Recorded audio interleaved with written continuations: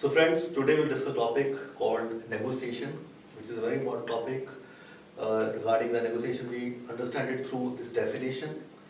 Negotiation involves two or more parties with competing or conflicting interests or needs working towards an agreement on how they will cooperate.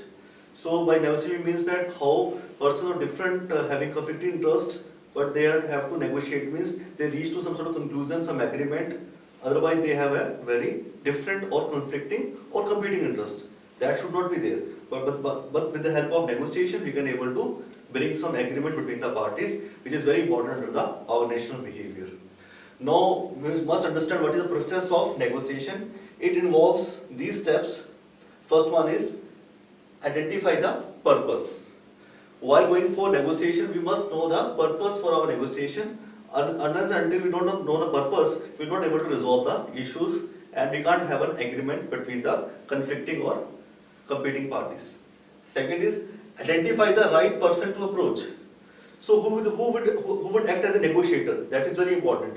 If we know the person who will be there, who can able to resolve the conflicting interests, if we find those person, we can say that our negotiation is fruitful or reach the right conclusion. Third step is thoroughly assess the situation. For negotiation to work in a very correct manner, it is very important that we assess the situation or environment, like in what situation we are going for negotiation. Whether the situation will be ideal for us, through which we can able to resolve our problems or things which can have a competing or conflicting interests. Then we try to use influence. While going for negotiating process, one should act as an influencer who can influence the other party, and accordingly the other party can have his agreement towards what you want to convey. If both parties have this sort of notion, only then it will be successful. Then comes apply pressure if influence fails. Sometimes when we apply influence, but it fails, then we will use the pressure also. Pressure tactics are also very important in able to make sure that the negotiating process can run smoothly and we can reach some agreement. So sometimes pressure can be there, we can able to have a negotiation.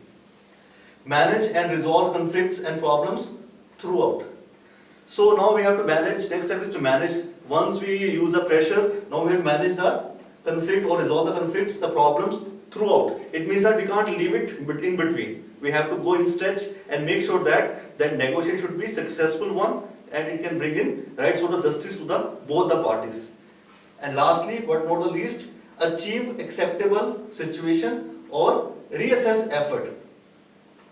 We have to then see that whether we have achieved what the acceptable solution. The solution should be achievable or should be agreeable to both the parties, and it should be reassess effort.